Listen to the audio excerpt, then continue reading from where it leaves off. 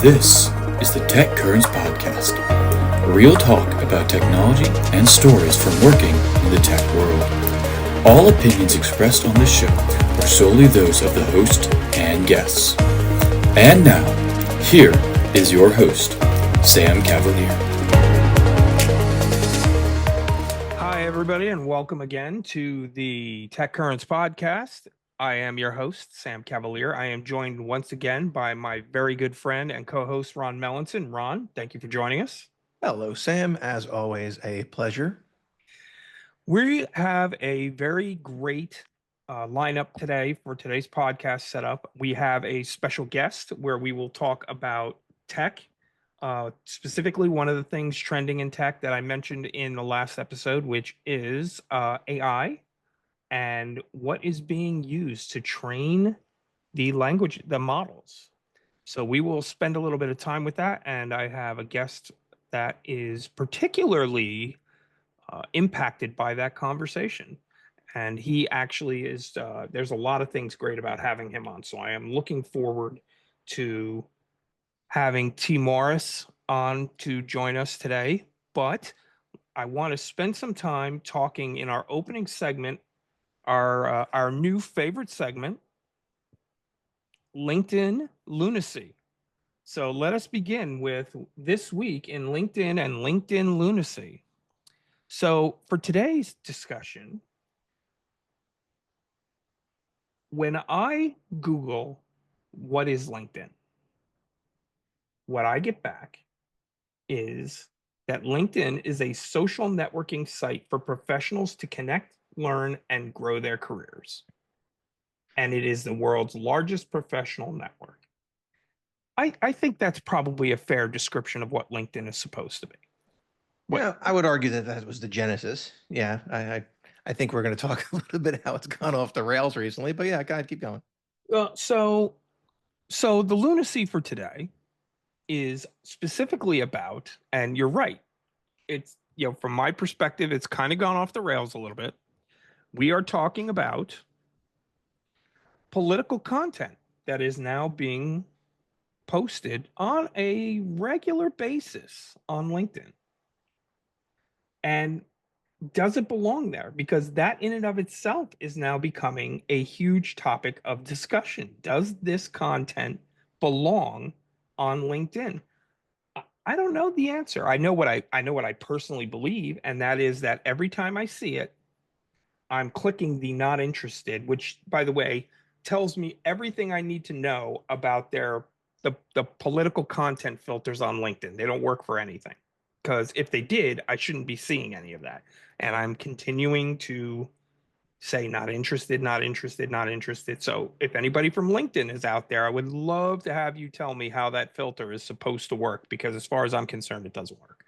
Nevertheless, does this content belong on LinkedIn, or is it literally just turning LinkedIn into Facebook with resumes and more crying?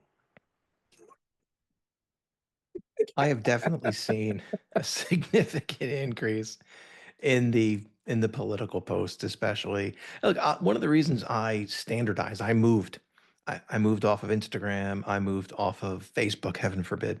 I did that probably last September. I just kind of got away from that because people I thought that I really knew were just posting dumb things. And it became wildly frustrating to see some of the things that they were posting. And they were posting more from the emotional side of things versus the logical side of things. Now, from a politics and ideology perspective, I don't care which, be an independent, you want to be a liberal, you want to be a conservative, you want to be some I don't blend of care. all three. I don't care. You do you, that's fine. Exactly. You do you. I am totally cool with that. But this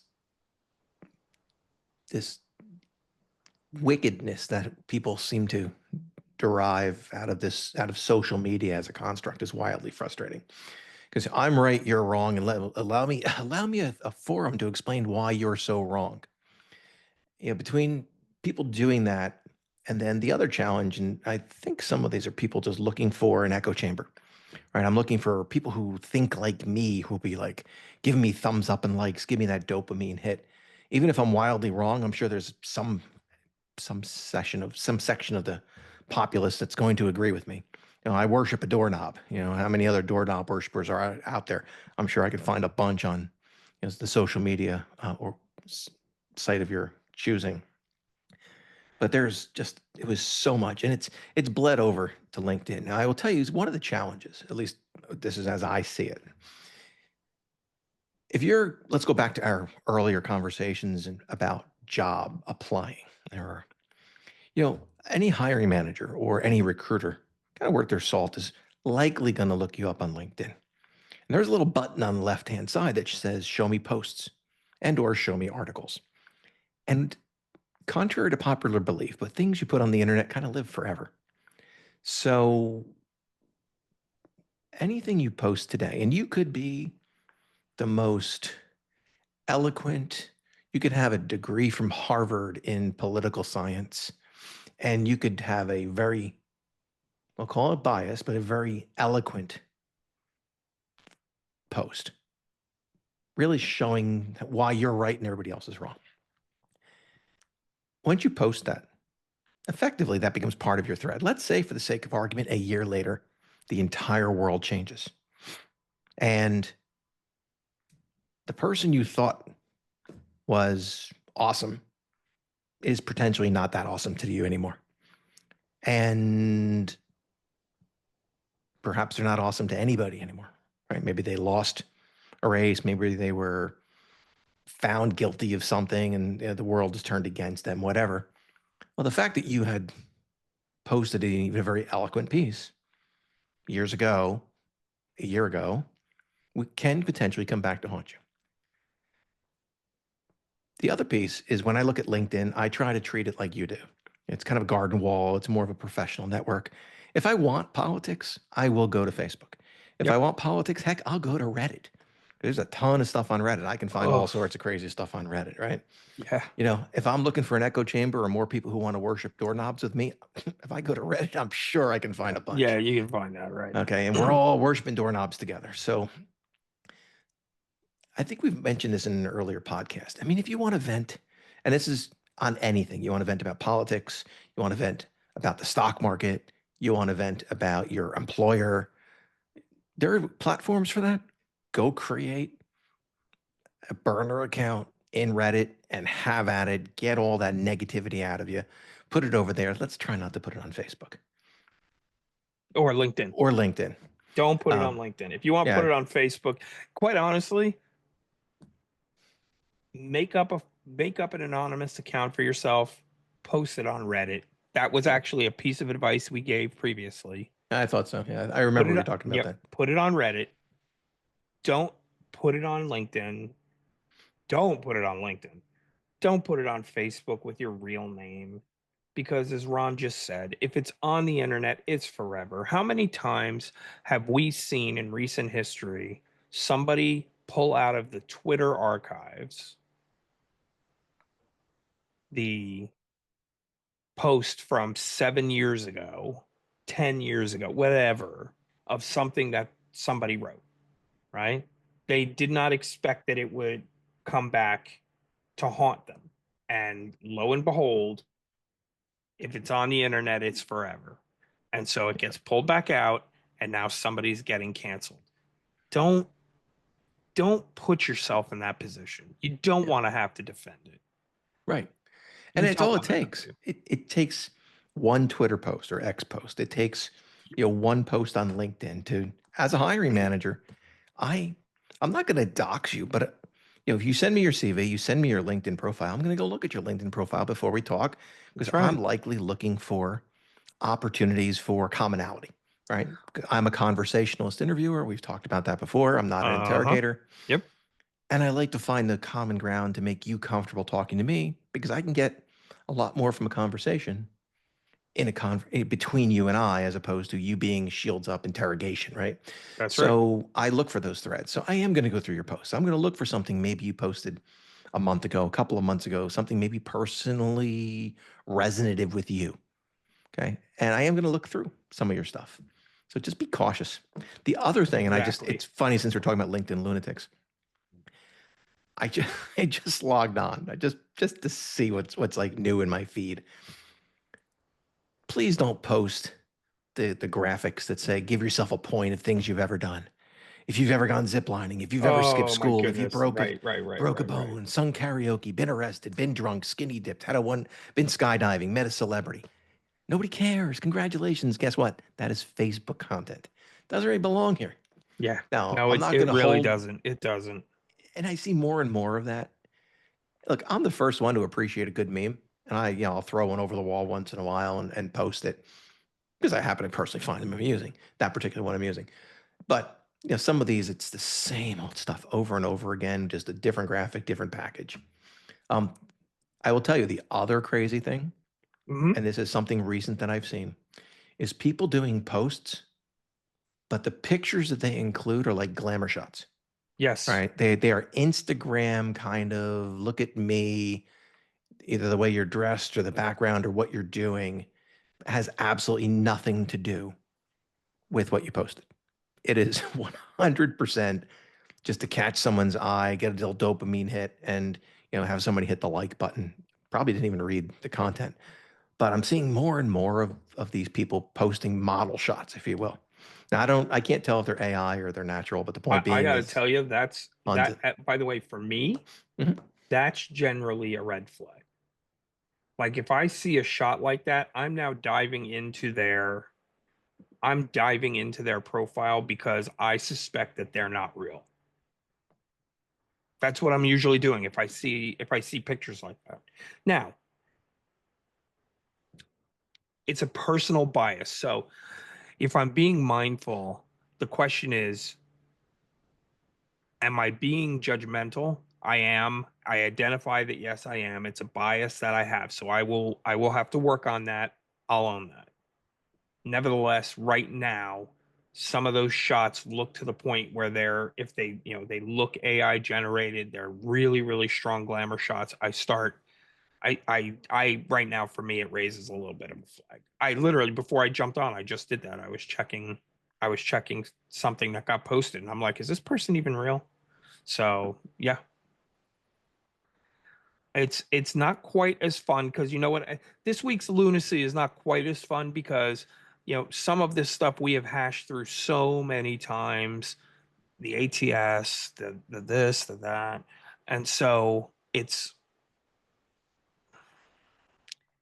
a little bit of craziness, but yeah, there's always something, and I am going to continuously say, this is now going to be a bit. I'm going to have to, every time I go on LinkedIn, I'm going to start writing stuff down. I'm going to jot notes just so that when we get together for these discussions, we can go through this because I think it's a good way to start the program before we get into. Although we're going to be recording part two with Amy, and I'm going to just make part two with Amy all about this stuff. That's what we're going to talk about LinkedIn lunacy, and then we're going to talk about some of the hot buttons in recruiting and job seeking, and really enjoy it. And I've told Amy we might even take a crack at live streaming. I really would like to do that. So I will Yeah. work on creating an event for that too. So I have a laundry list of things that I know will set Amy off. So when let's not share that with her until she actually shows up. But excellent. I have a laundry list of things, whether they be um, email addresses and domains, which we've talked about, but Amy's Oh yes, yes, very yes, yes, passionate yes. about that. Yep. PDF versus text versus latex code for your resume uploads to the ATS. It's a bunch of things like that. So yeah, it's definitely an opportunity for us to go down that path with her. But yeah, I do have a list. Hey, by the way, Microsoft's turned 50 years old. Microsoft turned 50 years old. Just in case anyone was under a rock and didn't see it all over LinkedIn, the internet, Edge backgrounds. I mean, you name it, it's all over the place. But happy birthday to Microsoft, 50 years old. I feel like it was just yesterday that we were in the 25th anniversary book. Yes, both of our names are in the 25th anniversary book. My wife's name is in the book too. There you go. Yeah. My wife's name is not in the book. All right.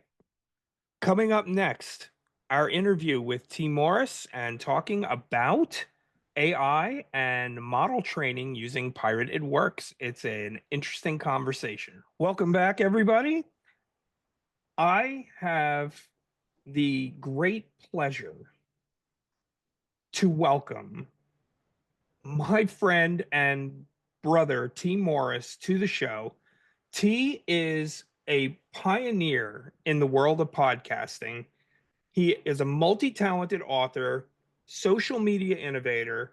He kicked off his career in writing with the fantasy epic Moravai. I hope I said that right. Close enough. Close enough. Okay. It's out of print, so it's fine. The Chronicles of Rafe and Iscana, and that was, but it was in 2005 when he made history as the first author to podcast an entire novel, which, changed everything and how stories were shared. He co-founded Audiobooks.com. He co-authored Podcasting for Dummies, now in its fourth edition. Fifth edition. Fifth. I know I have two of them. Yeah. They're in my other in my Okay, office. T, for the record, it really hasn't helped. No, it hasn't. It's okay. Look, when people say, "Oh, T, yeah, he's a pioneer," that's just another way of saying he old.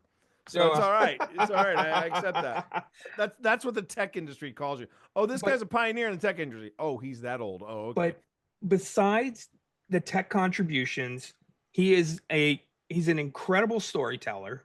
Thank you. He's known for his award-winning steampunk series, The Ministry of Peculiar Occurrences, that was co-written with his wife, Pip Ballantyne, who also is a very accomplished author. She has she gotten another Alien?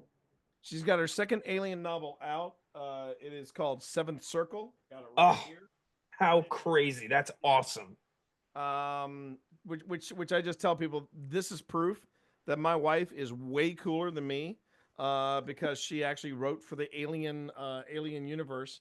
And after what happened over with Meta, Pip and I are both now saying that we are now AI developers because we contributed to their development of their AI engine.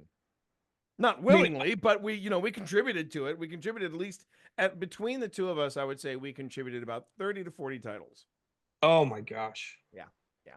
Well, my introduction for T is turning into an Oscar speech, but the fact is there's that many things about him. When he's not crafting tales, helping guide people into podcasting or Twitch streaming, you can catch him streaming. He's either geeking out over Destiny, or now he's doing VR.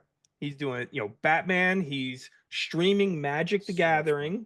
So much. He enjoys life in Virginia. And of course, I would be remiss if I did not mention his foray into the paranormal with Old Spirits Investigations with Phil Rossi. Yeah. Another MRD. MRD, that's right. An MRD, a trombone player. Now, yeah. we were separated by about 10 years, but when we first met, he was like, I said, "What'd you march?" He was like, "Trombones." I'm like, "Get out." Well, and the funny thing is, Old Spirit Investigations started as a Twitch streaming game you all were playing during the pandemic. You were playing Phasmophobia. We were playing Phasmo. Yeah, we were playing Phasmophobia. And my kids liked watching that. They used to love watching Phil Rossi's Scream Team play Phil Phasmo. Rossi's Scream Team. Yeah. Yes. Yeah, it was fun. It was fun. And that kept us sane. And then we think about it, and we finally have opened up a merch store for Old Spirits Investigations, and one of the things we have is a t-shirt that says it all started with a video game. And I don't know where my wife found this, but she found some clip art of an 8-bit ghost with a video game controller in its hand. Oh, nice. And I'm like, okay, I need to get one of these. I know, that's pretty dope. That is outstanding. Hey man, I tell you sure it wasn't AI driven? I'm positive it wasn't AI driven. I'm positive. Because for one thing, the ghost didn't have 8 eyes. It didn't have 8 eyes and 3 arms and 25 fingers. But we digress. That is outstanding. We're going to talk about that though. We are going to talk about. Yes, that. we are. So hey, Sammy, we got to put a link to T's store. Oh, I will. In our show notes. I will include it. Don't worry. I will absolutely include it. I may be getting a shirt now. I may be getting a shirt now. I am a follower Hot dogs of next week, T's. T. I'm a subscriber to T's Twitch stream.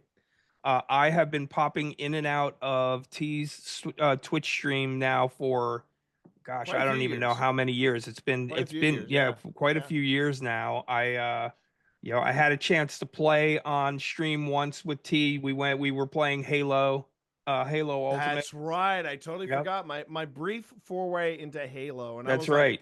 okay, and I understand now why everybody has such a affinity for that game. And I'm like, yeah, I could see how Halo, how the developers of Halo, which was Bungie, would eventually turn that into Destiny. But it was good. That was a good time. I mean, Destiny's gone in a different track, and I haven't picked up the game since the end of the final shape. And there is a part of me that misses it, but honestly, the amount of time that I'm now dedicating into content creation and getting stuff ready for Old Spirits. I mean, in the background you can see that computer monitor. I'm putting final touches on another investigation, That's and awesome. it's just, I love it. I have to budget the time. There's only 24 hours in the day, yeah. So I gotta budget that time. So I'm starting to dive into some of that myself. I put a sizzle reel together for our podcast today and posted it up on LinkedIn. perfect, But perfect. I I'm with you on all that because my daughters at this point are adults, Mhm. as is your daughter's an adult at this point. She's in college, yes? Yep. She's they're killing it in They're killing college. it, right? Yeah, yeah, and I'm Excellent. very Okay. very proud. Way smarter than the way I was in college. Doesn't do any of the shenanigans that you and I got up to. So I'm okay with that. I'm more than okay Good for with that. them. That's Yeah, outstanding. yeah, That's yeah. outstanding. My daughters, they used to harass me. They didn't think they heard me talk about video games, never thought I actually knew how to do anything. I told them the stories, Ron, of us when we would go to the conventions for Microsoft and we would all cram into a room before Wi-Fi. There was freaking cat 5 cables stretched all over the room, and we're playing Quake until all hours. And they didn't believe that any of that was real until my daughter watched me play Halo in a multiplayer game. And she watched me running across the screen. I'm like, ooh, sniper rifle, sniper rifle. And she's watching me run. I run over. She watches me slide. I go ahead and do the slide, grab the Halo sniper fun. rifle, switch to sniper rifle without even a hesitation, quick flip, turn, zoom, headshot. Bang. And Pop. she like jumped out of her chair and went, what the heck was this? Said, skills, kid, Skills. before you were born I was doing this. So yeah, I love that because you know what. So Ron, one of the things worth mentioning is one of T's personas on his Twitch stream. He is known as Twitch Dad, and the reality is that old guys still rule at some of these games, and they just need to realize that just because we're older doesn't mean we don't know what we're doing. Hello, at the end of the Exactly. day, we invented this shit. Yeah. So anyway, Long and I short of it. digress. T, we brought you today for nothing else because we could spend all God, yeah. day I know we talking could. about all kinds of shenanigans in particular. I mean, there is so much because I introduced my kids to you on your stream and they started watching.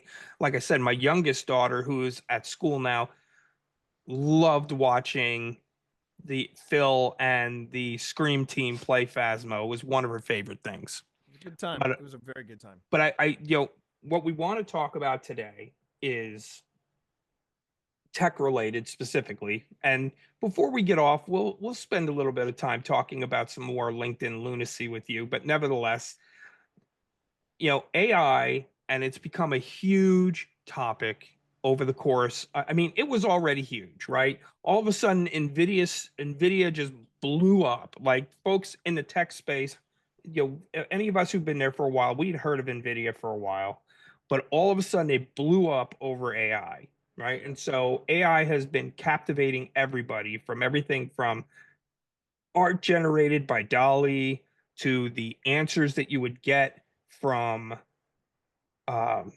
ChatGPT. As much as I'm not a huge fan of our leader of Doge, I actually have been fairly impressed with some of the stuff coming out of Grok. There's just so much going on. Well, between Meta, the things that have, the things that Out have of Surface. brought it up to the surface now is, DeepSeek taking over headlines, and now the training of the models, because US companies are afraid of falling behind. They've taken to doing things that we all know you shouldn't do. We all know, right? I had a lengthy conversation with my daughter. Like, she walks around in her One Piece pirate hat, and she's like, "Listen, Dad, I'm a pirate." I'm like, "Hello, your father's been working in software for 30 years. We don't steal software. You don't do that." Right. You know, but I mean, that's what these companies are, if they're not doing it, and we know that they have, and we'll talk about that, they're at least considering it. So, as a content creator yourself, particularly with all those books that you and Pip have put together, I wanted to have an opportunity to talk with you about, in particular, Meta and what they've been up to. So I should also add to this that one of the last things that I did before Booz Allen and I parted ways was that I also received my certification in artificial intelligence and machine learning. So I can't do any programming in it, but I can talk about it. I am a trained consultant in artificial intelligence, and the thing I learned after going through my training is that it really isn't artificial and it really isn't intelligence. It's just machine learning. It's pattern recognition. That is what we're dealing with here. And when I hear people refer to folks that have strong opinions about AI, both good and bad, and automatically you have to wear the scarlet L, for Luddite, because you're the one slowing down progress. The thing about what went down with Meta, and for any of the listeners who don't know, if you've been under a rock or something like that, basically Meta, in a nutshell, what had happened was that an author was suing Meta for stealing his works. Somehow this guy, and I don't know the full details of it. I can only assume this guy had a friend who worked for Meta and was like, "Dude, I just saw Meta was training their AI with your books," and he brought this lawsuit up. And it was during the process of discovery that it was, oh, we didn't just get this guy's books. We also got Stephen King's books. We got we got George R.R. Martin's books. We've got Tom Clancy's books. Then they went even further and even more dumb. They stole Nora Roberts' books. This woman physically owns a town. I'm not, she's not the rich. No, she owns the freaking town, and they stole her books. People like that disappear. And it's New England. So they disappear in a very nice, cozy, murder she wrote kind of way. So yeah, I mean, and I hadn't heard from my former agent in years, and she wrote to me, and she wrote directly to me and said, "You need to know this went down." And I looked it up, and sure enough, I think with the exception of Moravia, every title that I have penned, even the stuff that I have self-published, it was all taken by Meta. And here's the weird bit. It's not the act of them torrenting my books and using them for their own purposes that I was upset about, believe it or not. When you become a published author, one of the things that you're going to struggle against is technology. You're going to struggle against not necessarily using of technology, but technology taking advantage of your works. I know for a fact, Pip and I, we were doing a Kickstarter to fund self-publishing the 5th and 6th book in the Ministry series. And I take that back, a month before we were to release, we hadn't even put out a release date yet. We just said, this is the title of our book. And already torrent sites were offering up the 5th edition. Now, the 5th book. Now, here's the punchline. the only place that book was on was on online. We weren't even safe. We didn't even use a Dropbox or anything. We used a local cloud. So either A, they were hacking into our local cloud, or B, they just had malware, but they were using the title of our book to get people to download it so that they could download it and get malware on their computer. That is a common practice with torrent books and things like torrenting books and things like that. Oh, sure. Now, so you deal with piracy all the time, and it wasn't the fact that our books were pirated. Where it was really upsetting was that it was Meta. This is a multi-billion-dollar company, and they couldn't bother to do things properly and try to get them legally. This was faster, it was damn cheaper, and what came out during the discovery process was that people were saying, this doesn't feel right using torrent software on Meta property. The legal department was saying, this is a high-risk act we're getting into. And then little Caesar Zuckerberg himself saying, oh, yeah, let's do that. And the first excuse they gave is, well, we didn't think it would be that big of a deal. Then the second excuse they're giving is, well, we had to keep up with China. And I just wish they would just come out and say it. We did this because it's cheaper, faster, and we didn't have to deal with that. We didn't have to deal with the smelly authors. And that was where I felt the most disappointed, because we've been hearing about how we're going to make social media better. We've been hearing that from Little Caesar ever since he redid his hair and started doing MMA. He said things are going to be different. Things are going to change. And then they pull this. I mean, Sean, somewhere in the world, Sean Fanning is laughing his ass off. And I am, when people say, how can you be disappointed? It can't surprise you. I can still not be surprised, but I can still and be disappointed at the same time. As I said, I've spent the last, Ron and I together, the two of us together, because we started at Microsoft together. We've spent the last 30 years working for software companies. So, it's one of those things that, even if it was something that I did when I was a kid in college, that crap stopped when I started making a living by selling software, right? That crap just stopped, right? Because that's, now I get it. I'm taking money off of people's tables. You don't do stuff like that. So if your business is software in any way, shape, or form, then you should understand what the impact of that is. And I don't want to hear and listen, I get it. It's no secret that DeepSeek did this, right? Their paper for its vision language model, vision language model mentions the use of Anna's archive. It mentions it. And Ron knows this because he and I used to talk about this. It's no secret that they were going to steal content. Of course not, right? Back in the mid 90s, the joke was we needed to sell our one copy of Office in China. That was the joke, because the minute you sold one, that was it. That was it. Yeah, it did. Right? Yeah, and all of a sudden, there's another version of Office out there that has nothing to do with Microsoft, and it looks like Office, but it's not, because somebody else effectively just stole it. So it's not a surprise that, a Chinese startup is going to flaunt intellectual property laws, and nobody in Silicon Valley can pretend that they didn't know that was coming. So, Teague, let me ask you a quick question. I know that the Meta thing personally rubs you the wrong way, but Sam Altman's running around trying to get laws changed to basically say, mea culpa, I did a bunch of illegal stuff now, I don't want you to hold me accountable for it.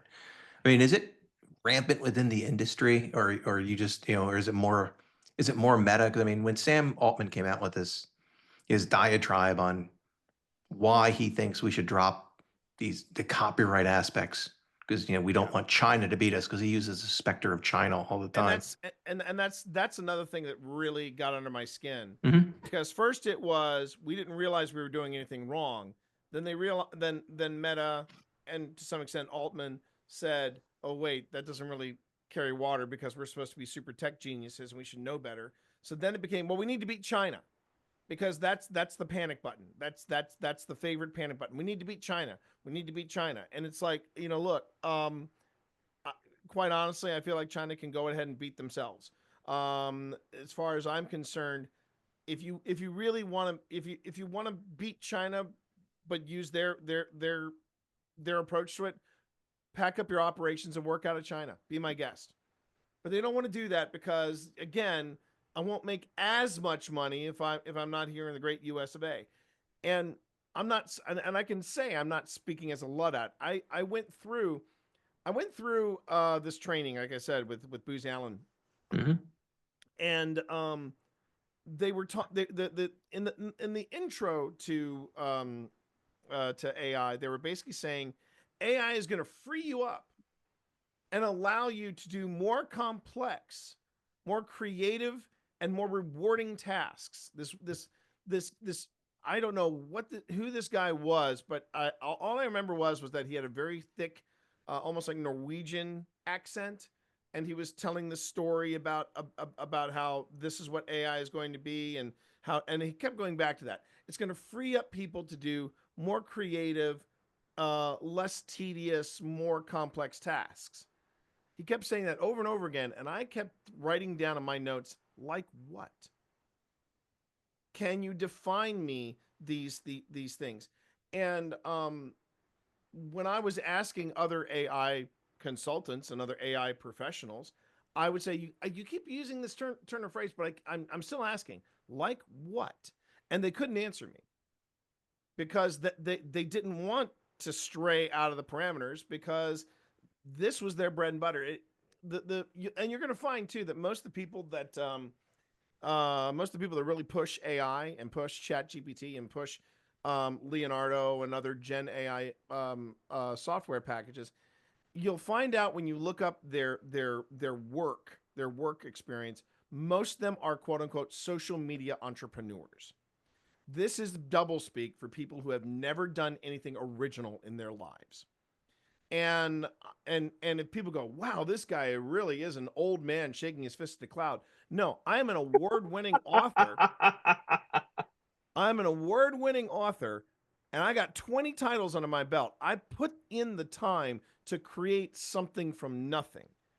And when Sam Altman is saying we need to relax, no, Sam Altman, you need to stop ghostwriting, having stuff ghostwritten, and actually sit down behind a keyboard and try to create something worthwhile. And I'm not talking about software. I'm not talking about building a business or anything. I'm talking about writing something from scratch, like whether it is a nonfiction novel or a nonfiction book or a science fiction novel, something original, and then see how you feel when somebody, takes that work for themselves and either A, tries to pass it off as their own, or B, uses it to instead of paying you do rights for it, goes on ahead and just uses it to train an AI model. I guarantee you, if Sam Altman had created anything from scratch properly, he would have a very different tone. And I know this because this came back to me. Somebody held my feet under the fire when I was back in the early aughts. I was downloading tracks left and right off of Napster. Right, Napster. Not thinking twice okay. about it. Here's a throwback. Yeah. Oh, yeah.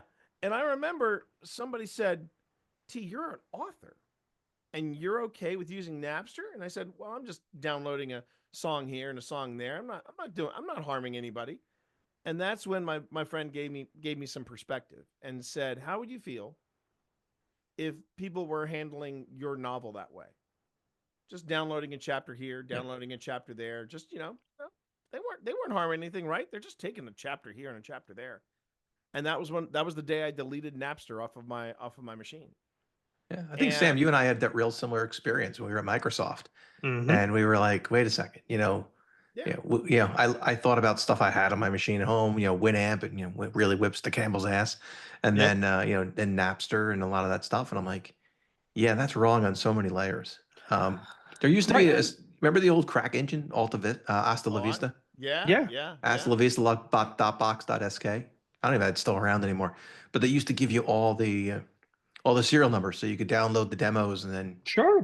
change the registry, and magically you unlocked all the features. So yeah, they Well, got rid of all that after we started working and for here's the Microsoft. thing. Would Facebook DCMA you if you went and did a Facebook Live video with Mhm. copyrighted music in the background? And if In a the hot answer second. in a hot In a second, hot second. In a that hot is second. absolutely right. Yep. So And it was even more so during the pandemic because everybody was at home. They were trying to justify their jobs, and suddenly there were all these Twitch streamers that were like, "What do you mean I'm getting DMCA'd?" yes, And and then there were some people that were trying to maneuver around and say, "Well, it's fair use." I'm like, "Well, hang on a minute." And I do think there is a place for fair use. Like when people use clips of stuff in YouTube videos, or if they're doing reviews, or if they're even doing a comical roast. There are some there are some properties that are very, very protective of their IP. And part of me is like, yeah, but if someone is doing a review or doing a roast or doing a commentary, they're going to need clips from, say, Iron Man, or they're going to need clips of something from CBS's Ghost, or Paramount's 1929, or whatever pop culture you're consuming. That's fair use. But then there was a case that happened recently with a streamer, QXC, and he was saying that he was being sued by a documentary maker, and he was going, no, it's fair use. It was fair use. The entire video was him watching the movie. He wasn't commenting on the movie. He wasn't. He was just. He was. It was quote unquote a react. And then he said, "Oh, it's a reaction video." It's like, no, you're in the top corner. People could blink and you'd miss it, and you're watching the movie. So no. yeah, it's not like Mystery Science Theater 3000 or something. Yeah, Exactly. Yeah. So it doesn't fall under fair use. And at one point during this thing where he was saying, "Oh, it's fair use," it was a reaction video. At one point, he gets up and leaves, and then comes back to the video. I'm like, dude, come on. come on, that's right. Okay, but T, you can thank the the crazies like Sniper Wolf, right? Yes. And she Yeah. did a lot of that, just stealing other Same people's thing. content, Right. and And her it's like, oh, I'm reaction helping video them was out. ridiculous, right? It was, And I'm helping them out. No, you're not helping anybody out. You're only helping Exactly. yourself. Right. You're only helping yourself in that respect. And that's Right. that's the darker side, unfortunately, of it's not always big corporations. It's just sometimes people who either do not understand the law, or they think that it doesn't apply to them. I remember after what was known as the DMCA apocalypse, when all these Yes. Twitch streamers were told, Yep. this stops. And I remember when I was writing the second edition of Twitch for Dummies, I had to update that section. But pre-pandemic, I was writing Twitch for Dummies, and I had to sit down with my tech editor, my chief editor, and we had to really navigate when we were talking about the legality of people playing music. And I was one of them. I was playing Frank Sinatra sometimes. I was loving it. Nothing was more relaxing than going into the Crucible and just doing headshot while you got Frank in the back going "Strangers in the Night." You know what I mean? There was something totally Billy Badass about that. But we sat down and we're hammering out, and the best thing that we could say in Twitch for Dummies was, right now it is more or less looking the other way and a very flimsy handshake that nothing is going to change on Twitch, that you can have music playing in the background, whatever songs, your own playlist, whatever, and you can go on ahead and do your thing and nobody's going to say anything. And I remember I typed all that up and I just said, nah, I got to add in one more thing. And I typed out, this agreement could change at any time, period. One line all by itself. and then I'm writing the second edition, and I'm just update. I got to that point, and I got to that line, and underneath it I said, "Welcome to any time." And I just said, this whole fallout could have been avoided if Twitch had just said, stop doing this. But there were friends of mine who were still playing their playlists and going, yeah, I'm going to keep doing this until someone tells me I can't. And I'm like, look, that's like Facebook saying, we're going to do this until we get caught. And then if we get caught, now we're going to play like, oh, we're trying to keep up with China, derp, derp, derp. No, you knew what you're doing was wrong, but you just said, well, we could probably get away with it because we're meta. And that was a bit of a heartbreak. But yes, it works on both. You don't have to be a big corporation. You can be someone like Sniper Wolf. You can be, and I'm the first one to say it. When I put together, stuff from Old Spirits, if I can, I'll sneak in a movie drop in or a clip or something like that. I mean, I remember one time I was doing a video, for Old Spirits, and Phil and I, in the clip, Phil and I are walking towards this very creepy building, and Phil says, "We've come this far," and I paused, and I said this for real. I said this for real at the investigation.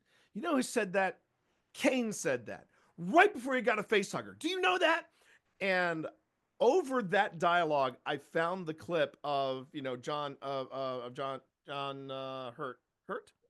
yeah, looking into the egg right as the face hugger came up, and I dropped it in there, and people go, oh, T, that's copyright. No, it's fair use. I'm transforming the original work and turning it into something else, right? And it's an understanding of the law. It's an understanding of right versus wrong. It's also an understanding of making content truly your own. And bringing it back to AI, the thing that I don't think people really thought through about all of this is that all of this could have been avoided had they just asked for permission. Right. All They, of that could have like been you said, avoided. they waited until they got caught. Right. And the other problem too that I think that they didn't really think through, and I don't mind saying this, you meet a lot of authors, and sometimes when you want to get to know another author, you read their books. And I'm here to tell you, I've met a lot of authors in my time, and I've read their books, and I go, how did you become a published author? Because man, there's some bad books out there. And I remember shutting down the argument, well, if you're with a small publisher, you weren't good enough to be with one of the larger houses in New York. And I remember shutting that argument down by going, look me in the eye and tell me that every book you've bought from a major New York publisher has been good. And look me in the eye and tell me that, because I can tell you right now, you'd be lying if you were. Right. And you also have poorly written books. You've got books that are poorly written on purpose, and you're feeding this into an AI machine. There was no there. You're not going to tell me with that many titles involved there was some sort of human element in there. Oh yeah, we made sure we picked only the Caldecott Award winners. Exactly. Yeah, Oxford, comma, and Emmalt's. That's all. Exactly. With the amount of, I'll even say it, with some of the typos in some of my books that I've caught after they're embarrassing. Authors never talk about their typos, but they're there, and you're feeding this into you're feeding this into an AI machine. If you feed any kind of model, it's that old saying, garbage in, garbage out. If you're feeding a model bad data, you're going to get bad data as output. And that's the thing about artificial intelligence and what it should be called, machine learning. It's not AI, it's machine learning. It's where my iPhone has Apple Intelligence, which means that when it pulls up a picture of a cat, of one of my cats, it says it's a cat. Thank you. That's great. That's really worth the extra $200 you're charging me for my iPhone now. But the the thing about machine learning is if you are not checking that data, and that was just something that I learned as I'm getting my certification in this from Booz Allen. If you don't have somebody on the other side, outside of the model, checking the data to make sure that it's solid data, that it's good data, that it's reliable data, you have no idea what the output's going to be. And that is why I don't, that is why I really believe you can tell ChatGPT has written copy. This is how you can tell. You've got generative AI with with an image of Gal Gadot naked, but she's got 7 fingers on one hand. You've got music that doesn't sound quite right, and and wow, the amount of YouTubers that are now using AI generated voiceover software, that's ridiculous. Oh, And I'm well, amazed YouTube has not, and they won't, because it would be like Instagram, cracking down on bot followers when Kim right. Kardashian, people know that about somewhere between 70 to 80%, and that was a few years ago, 70 to 80% of the people that all follow Kim Kardashian, they're all bots. They're all bots. But they're not going to crack down on that. And they're not going to crack down on AI created voiceovers. And that, I think, is some of that stuff is absolutely terrifying. Pip tried to train a model for her voice. And when I heard it within 15 seconds, I looked at her and I said, please do not release that to the public. That is wrong. She has rarely seen me angry. And I was livid. The only other time that ever happened was when she tried to swap out sugar with stevia. And I'm like, don't ever do that again. Never do that again, woman. So, yeah. Well, and T, have you seen the Reid Hoffman stuff where he created an AI clone of himself, and he actually has he's gone through a complete training of that model, and he's been showing it around as, people actually interview his AI entity. All right. So he kind of did a core dump on who he is and answering the most common questions, and the AI responds in not only sounding like him, but looking like him. Right. I don't know if you've seen that with Reid. I have not. And Okay. And honestly, It's something to look up if you're bored. Yeah.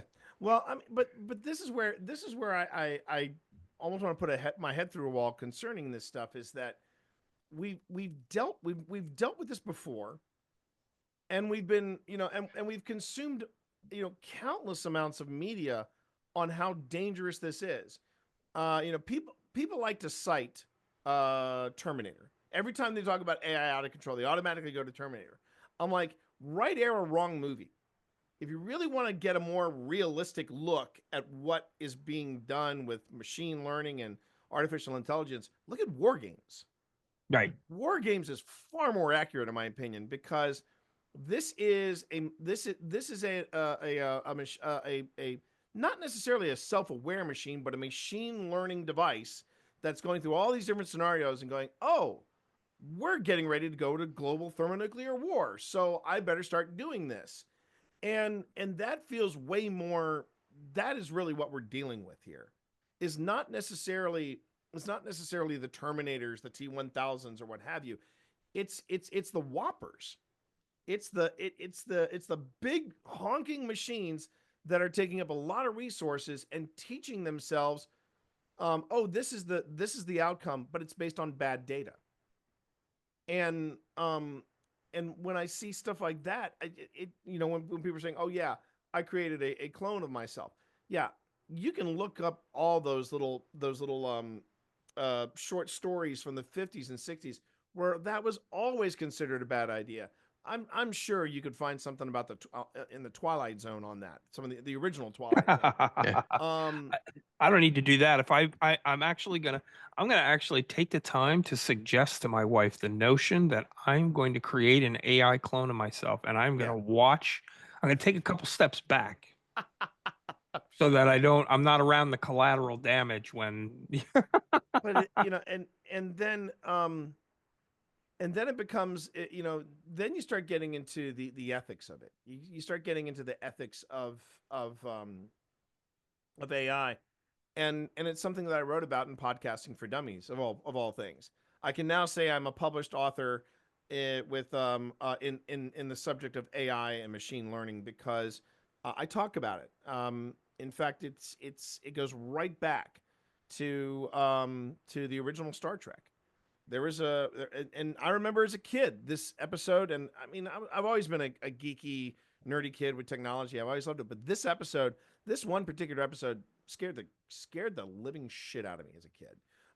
It was called The Ultimate Computer, and it was the episode where you met Richard Daystrom, the guy that invented all of the computers that help run the Federation ships, and he's got this new and improved model, the M5, and it can, and at one point he actually says, Richard Daystrom says, man no longer need to risk their lives.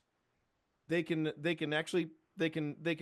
focus on safer, more creative, self-enriching activities. And I'm like, wow, this is the guy that trained me on machine learning. This must be the same guy. And at one point, Spock, of all people, says, computers make excellent servants, but I do not wish to serve underneath them.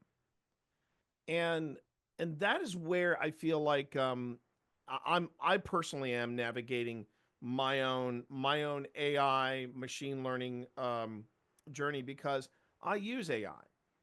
I use AI in ghost hunting, and I use it to some extent in the production. First off, Adobe Premiere has AI algorithms inside it where it will help me sync up audio and video. I basically say, here are 3 sources of video. Here's my external audio. Sync it into one, and it will do it. And then I literally can just click between source on source, have have everything lined up. At one time, that would take me like an hour to just get perfect. But now AI can do it in a matter of minutes. Now, am I upset about that? No. I mean, to me, that is AI helping me get the job done. Fine. But I have been sent ads for AI software that will edit the video for me. And I'm like, nope, that's a hard no. That's a hard freaking no. I'm not letting you edit it. You can help me edit, but you are not going to make the edit calls. That's my job. And then you've got, when we put together a show, one of the things that, there's a science to putting together a thumbnail. You've got to put together the right thumbnail. And I refuse to be that guy that does the goofy, what are known as YouTube faces. It's funny, it's scary, and you put your face in half of that thumbnail, and then the rest of it is just something related to it.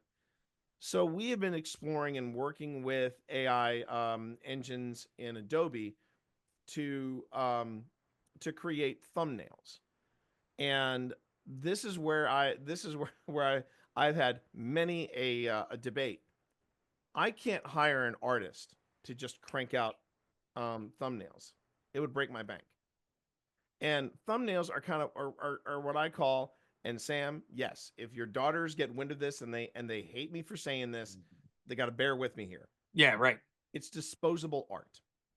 Right. It's not I don't consider thumbnails to be art. They're supposed to catch your eye. And so they are art in the sense of they are clean, they are well put together, it's professional, it looks good, and you're going to stop and go, "Oh, I want to look at this." And the thing about AI is if you tell it to create something ghostly, man, it will create some straight up nightmare fuel. It's created some wonderful graphics for us for previous episodes. But am I turning them into posters and framing them or anything like that? No, it's disposable. It's like a podcast. Podcasts were designed by design. They were meant to be disposable. Unless I'm creating them, and then that time they should be treasured as touchstones in podcasting history. But when you're but even when I'm doing paranormal investigations, there's a piece of software that I use, and we talk about it in season 4 of Old Spirits. There's a piece of software that I use called GhostTube Seer, and this is a really innovative app. So this app is like other software and hardware out there, like an Ovilus or a Paratech or the Spirit Box is another popular one, where it will either pick up random words or will spit out random words. And the idea is that spirits are made up of electromagnetic frequencies and electromagnetic energy, and they're able to manipulate and find the word in the word bank and spit it out to you. So, you might be talking and then suddenly you'll get grandmother, or you'll get school or murder, right? Something like that. But what Seer does is Seer uses an AI algorithm, and instead of spitting out the word out to you, it will scour the internet and then use that algorithm and create generative AI art. It won't show you what the word is. It's just going to give you an image. And it's, is it the most scientific tool I've ever used? Not really. But is it really cool to use on my show? Is it really cool to use out in the field? Oh, heck yeah. Because some of the images that it creates is really astounding. Probably the most incredible one that we had was that there was a friend of mine. She was doing something called an SD session. She was blindfolded. She was listening to the Spirit Box. She was not aware of anything around her, and we're talking to her, getting responses off the Spirit Box, and then Seer kicks in and did a AI generated picture of her, blue hair, high cheekbones, rosy cheeks. These were all her features. And I, to this day, cannot explain that image, but it was really fascinating when it happened. Oh, I bet. And again, this is AI helping me in an investigation. I'm okay with that. But if someone were to say, well, I want to do I have this thing called the GhostBot. And the GhostBot is an AI driven, you don't have to worry now about going into a creepy house that might fall on top of you. You just send in GhostBot, and GhostBot will do the investigating for you. F that. I'm not going to do that. No, that takes all the fun out of it. Exactly. Yeah, I get you. So the idea of, I get it. It's a competition. I get it. We're trying to stay ahead of all these different developers. Right. But even when there was a very infamous moment when the Wall Street Journal was interviewing, I think she was either the chief financial, no, she was the chief technology officer for OpenAI. And the girl from the Wall Street Journal asks her, so are you saying you're not getting all of your, are you getting your media to train your model? Are you getting it from stuff online? And she said, we're getting stuff from and she nodded her head and she said, yes, we are training our models on openly available video. And then the girl pressed and said, you mean like YouTube, which have terms and conditions and, and things are copyrighted, on YouTube. Is that where you're getting your video from? And she made this face. I'm going to see if I can do it without pulling a muscle in my neck. But I remember she did this. She just went, and she contorted her face.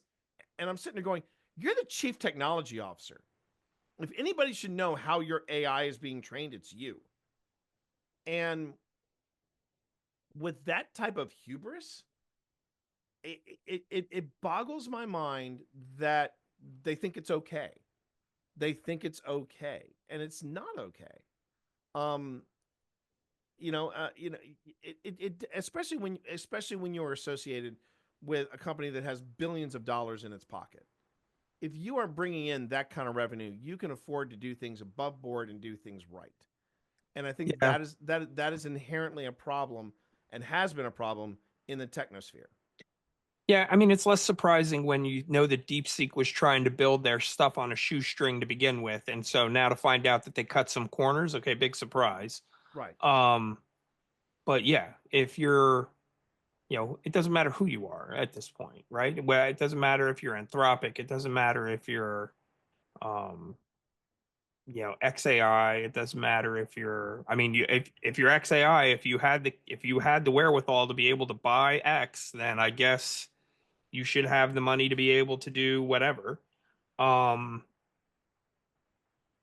things like that. That's, they should be able to make sure, as you said, they're doing things above board.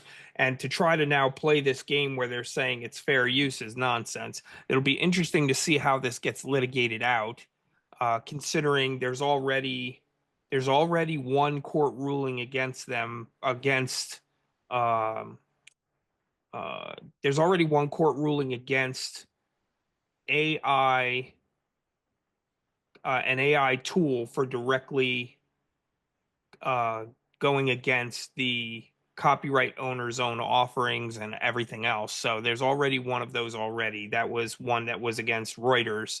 Um, a competitor, Ross Intelligence, they are Westlaw, they're a competitor of Westlaw, and they were trying to rapidly catch up. And the way they were doing that was they were using an AI to actually um, to build its offering, and they got caught. And Reuters sued them. And initially, they had Reuters had tried to get a summary judgment, and they were denied. So they had to litigate it out, and it turns out that the court ended up actually overturning that and granted summary judgment for Reuters, and they were sufficiently original to copy, to the copyright protection, and Ross had copied them illegally. So Now, I would say I'd be the first one to say, and this is going back to uh to to what has been brought up before about copyright issues. I do think the Digital Millennium Copyright Act is horrendously out of date, oh, and it was horrendously out of date the moment they came up with it. that's right. It was done in a hurry, it was done in a panic, Yep. and with the exception of a few people on Capitol Hill, nobody knew what the internet was going to be. Nope. Nobody knew what it was going to be like. um I do think that, you know, um punishing punishing content creators for playing video games to their favorite music or their favorite playlists. I think that's a I think that's a bit extreme. I also would say too that there were people that were getting penalized for music that was being featured in the game, which is ridiculous in its own self. Which is why you're now seeing a lot of video game developers create quote unquote Yes. stream safe soundtracks, Right. which means, yeah, you have permission to use our soundtracks and all that stuff. That's fine, but yeah, we're not going to be playing pop music anymore in the I mean, when I was playing Bioshock Oh, Infinite, yes. yeah, great game, Bioshock Great Infinite. game. They were playing around with time slips and things like that. Yes. So at some points, you heard you heard Cyndi Lauper singing "Girls Want to Have Fun," but earlier in the game, you actually hear I think it's called a calliope. It's one of those things. Oh yeah, yeah, yeah. Like at old school carnivals, it was playing "Girls Want to Have Fun," and then you walk by a barbershop quartet, and I'm like, wait a minute, I know that song, and I'm listening, and sure enough, it was "God Only Knows" done as a barbershop quartet, and I'm like, okay, so now we're doing the Beach Boys. And then I thought, oh, am I going to get flagged for this? It turns out I didn't. But while yes, I think copyright laws desperately need an overhaul. At the same time, they're essential in protecting my work, your work, whatever work we do, because to me, there's no difference between the validity of a novel that I've written set in a steampunk universe and you guys writing software. Right.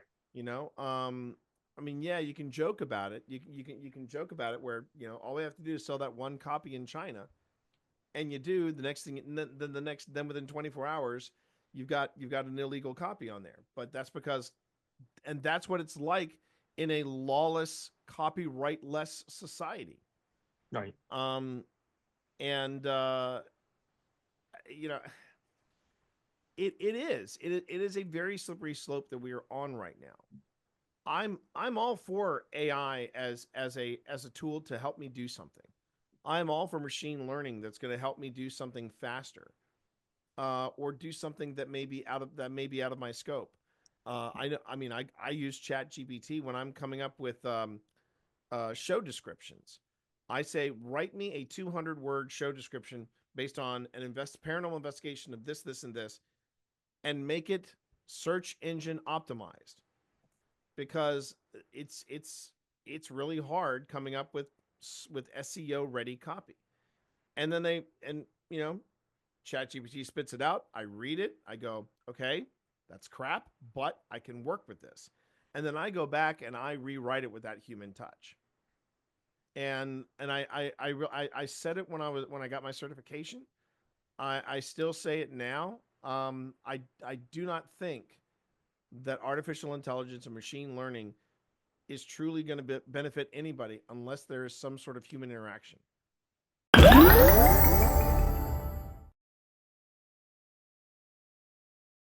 Hey, everyone.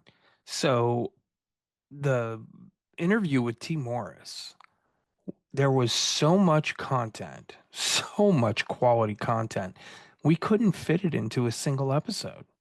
So to catch the rest of this, you will have to stay tuned for part 2, which will be published shortly after the publishing of episode part 1. Stay tuned for the update, and thank you for listening. Take care of one another, and we will see you soon. Thanks for joining.